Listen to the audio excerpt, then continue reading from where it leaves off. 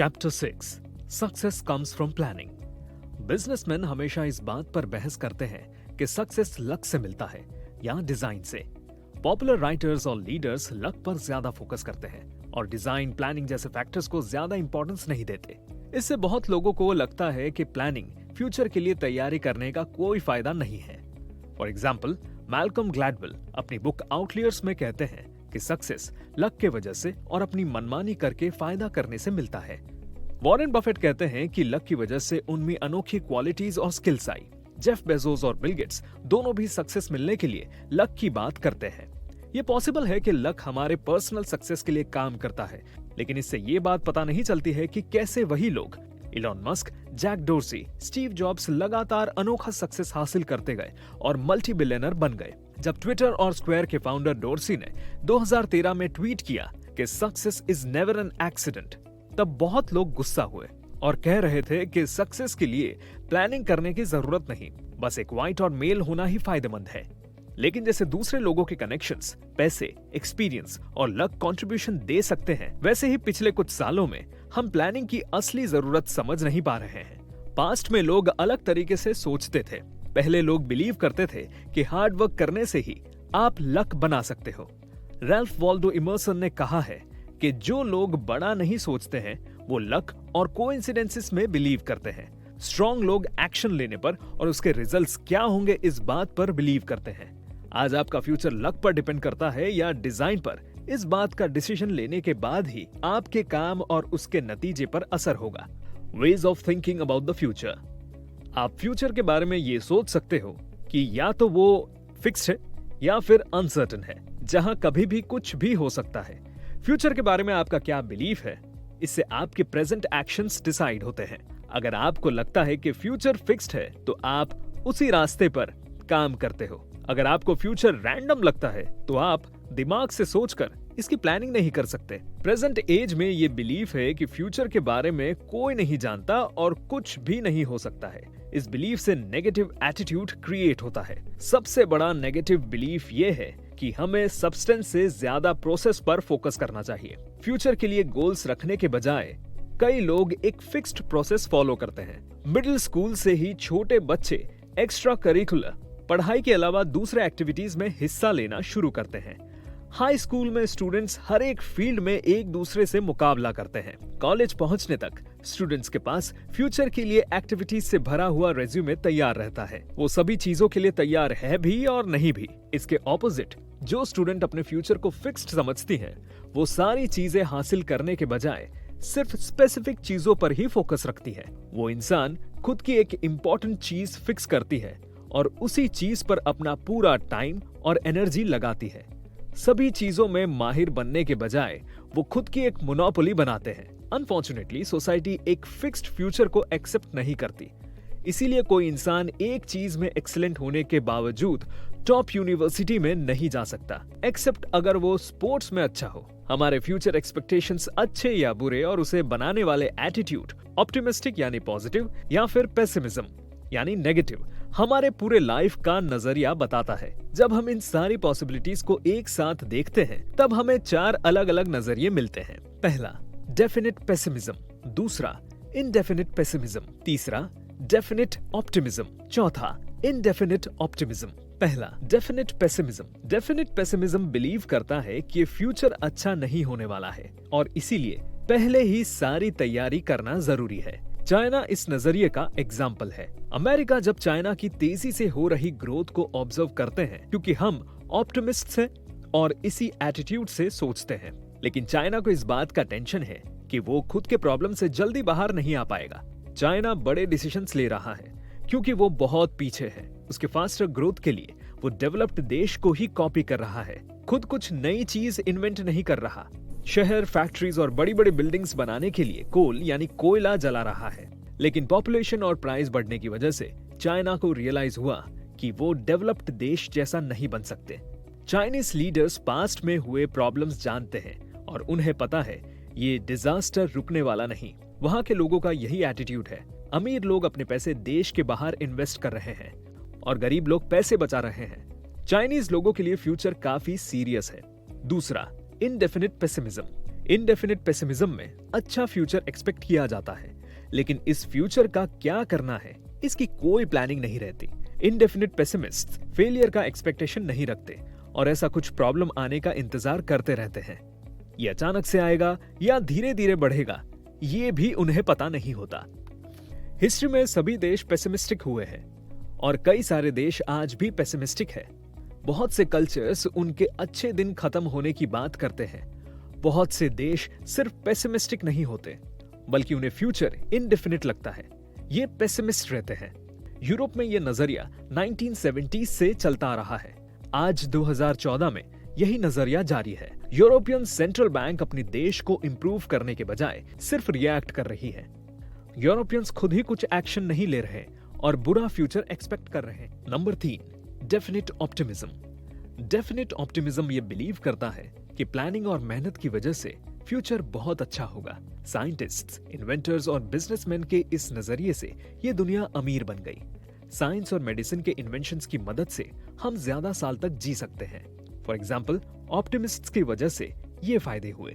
1843 में थेम्स नदी के नीचे सुरंग बनाई, 1914 में पनामा कैनल, 1929-31 में एम्पायर स्टेट बिल्डिंग, 1933-37 में द गोल्डन गेट ब्रिज, 1956 में इंटरस्टेट हाईवे की शुरुआत हुई, 1961-72 में मून लैंडिंग हुई।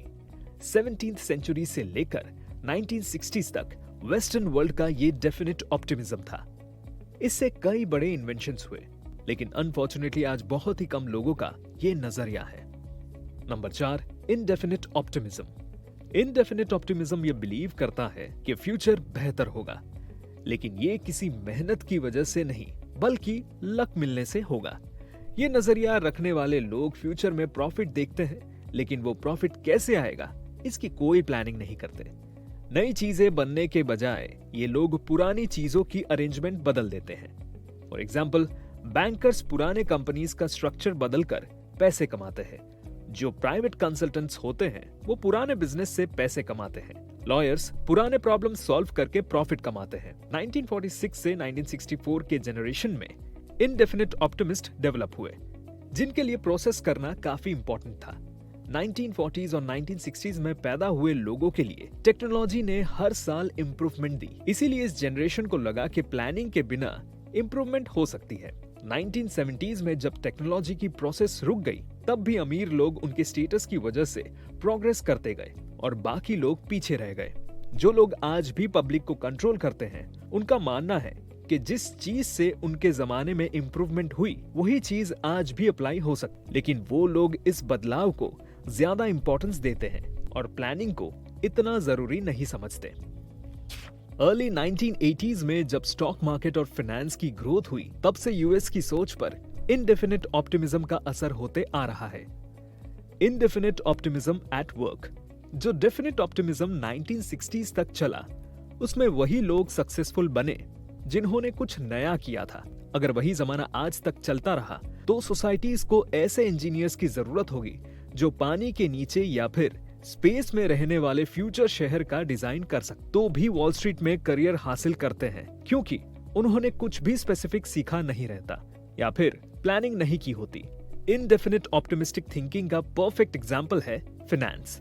आप फ्यूचर को बदल नहीं सकते या उसकी प्लानिंग भी नहीं कर सकते, लेकिन ऑप्टिमिस्टिक रहने से आपको प्रॉफिट मिलेगा। बेसिक पॉइंट्स ये है, मार्केट फिक्स्ड नहीं है, आप उसके बारे में कोई फिक्स्ड डिसीजन नहीं ले सकते। हर जीत को बैलेंस करने के लिए आपको अलग अलग ऑप्शंस चूज करने होंगे। पैसों का सही इस्तेमाल करने के लिए उसे एक्चुअल इकोनॉमी में नहीं बल्कि स्टॉक में इन्वेस्ट करना होगा। इनडेफिनिट ऑप्टिमिज्म सोसाइटी के दूसरे हिस्सों में भी स्प्रेड होता है। For example, politics. Fixed planning करने के बजाय पॉलिटिशियंस हमेशा लोगों के ओपिनियंस देखते हैं और फिर अपनी पोजीशन और इमेज को उस तरह एडजस्ट करते हैं। लोग भी पोल्स ऑब्जर्व करते हैं। देश का विजन जानने के लिए हम स्टैटिस्टिक्स पर भरोसा करते हैं। गवर्नमेंट, बिल्डिंग्स बनाना, एनर्जी और स्पेस एक्सप्लोर करना, ऐसे प्रॉब्लम्स के लिए डेफिनेट सॉल्यूशन निकालने के बजाय इन प्रॉब्लम को मैनेज करने का प्रोसेस पता किया जा सकता है। For example, insurance, Medicare, social security और बाकी प्रॉब्लम्स। इसकी वजह से 1975 में फिजूल के खर्चे कम होकर इंपॉर्टेंट काम पर खर्चा बढ़ गया है। फिजूल के खर्चे बढ़ने की वजह से प्रॉब्लम सॉल्व करने के लिए फिक्स्ड प्लान की जरूरत होगी। लेकिन इनडेफिनेट प्रोसेस ऐसी होती है जो चीजों को इंप्रूव करने के लिए पैसे खर्च करती है। साइंस 1928 में जब अलेक्जेंडर फ्लेमिंग ने बिना जाने ही पेनिसिलिन यानी इन्फेक्शंस दूर करने की दवाई की खोज की, तभी से साइंस पॉसिबल सिचुएशंस ध्यान रखकर और स्टैटिस्टिक्स के जरिए लक का इस्तेमाल कर रहे हैं। फॉर एग्जांपल, फार्मास्यूटिकल कंपनीज हमेशा मॉलिक्यूल्स के लाखों कॉम्बिनेशंस ढूंढते हैं और नया ड्रग खोजने की उम्मीद रखते हैं। उसी तरह biotech startup companies fixed theory में इंप्रूव्ड लाने के बजाय नई चीजें टेस्ट करते रहते हैं। Where indefinite optimism leads. Indefinite optimism कहां तक चल पाएगा ये कहना मुश्किल है, लेकिन ये हमें 0 से 1 तक नहीं ला सकता। इसके लिए हमें डेफिनेट ऑप्टिमिस्ट की जरूरत है, जिसके पास प्लान होगा। हमारे इनडेफिनेट ऑप्टिमिज्म के नजरिए की वजह से और प्लानिंग ना करने से गलत डिसीजंस लिए जाते हैं। घर में और कंपनीज में पैसों को कैसे हैंडल करते हैं, ये इसका एक एग्जाम्पल है। अगर हम डेफिनेट ऑप्टिमिस्ट होते तो हम पैसे सेव करते, ये सोचकर कि बाद में खर्चे बढ़ने के चांसेस है। कंपनीज अपने प्रॉफिट्स को इन्वेस्ट करते हैं, जिससे बाद में प्रॉफिट मिल सकता है। लेकिन घर के लोग पैसे इन्वेस्ट नहीं कर रहे और कंपनीज नए प्रोडक्ट्स में इन्वेस्ट करने के बजाय बैलेंस शीट पर पैसों का रिकॉर्ड रख रही है, क्योंकि दोनों के पास फ्यूचर के लिए कोई फिक्स्ड प्लान्स नहीं है।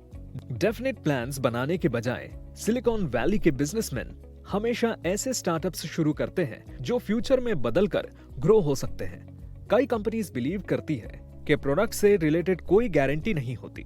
वो कस्टमर्स का सर्वे लेते हैं, अच्छा खासा प्रोडक्ट बनाते हैं और उसे इंप्रूव करते जाते हैं। लेकिन एक बढ़िया कंपनी बनाने के लिए डेफिनेट प्लान होना चाहिए और ऐसा कुछ बनाना चाहिए जो किसी ने सोचा भी नहीं हो। किसी प्लान के बिना आप अपने सक्सेसफुल होने का एक्सपेक्टेशन नहीं रख सकते।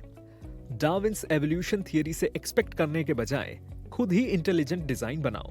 The value of planning. Steve jobs successful हुए क्योंकि वो डेफिनेट ऑप्टिमिस्ट थे। उनके माइंड में एक फिक्स्ड फ्यूचर था और उसे हासिल करने के लिए फिक्स्ड प्लान्स भी थे। जॉब्स का परफेक्ट डिजाइन बनाने के लिए जो जुनून और प्लानिंग थी, इसका रिजल्ट एप्पल डिवाइस को देखकर पता चलता है। लेकिन उनकी सबसे इंपॉर्टेंट डिजाइन उन्होंने अपने बिजनेस में अप्लाई की। एप्पल ने नए प्रोडक्ट्स के लिए कई सालों का प्लान डिजाइन किया और दुनिया ही बदल दी। सिर्फ सर्वे लेकर या फिर पुराने प्रोडक्ट को इंप्रूव करके काम नहीं किया। जॉब्स ने नए जनरेशन के लिए ऐसा डिवाइस बनाया जो पीसी को रिप्लेस कर सके। आईपॉड जब लॉन्च किया था तब वो किसी को कुछ अलग नहीं लगा था। वेस्टर्न वर्ल्ड को फिक्स्ड फ्यूचर तक पहुंचाना है तो कल्चर में बदलाव लाना जरूरी है।